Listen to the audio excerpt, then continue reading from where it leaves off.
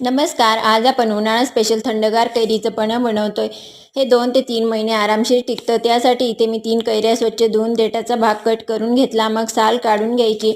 आता कुकरच्या भांड्यात कैऱ्या घालून अर्धा ग्लास पाणी घालायचं. कुकरमध्ये थोडं पाणी घालून डबा ठेवायचा. मग 3 ते 4 शिट्ट्या करून घ्यायच्या. आता शिजलेल्या कैऱ्या काढून घ्यायच्या. त्यातलं पाणी न घेता कैऱ्या काढून घ्यायच्या. मग चमच्याने कैरीचा गर काढून घ्यायचा. गर काढल्यानंतर 1 वाटी कैरीच्या गरासाठी 1 वाटी गूळ घ्यायचा.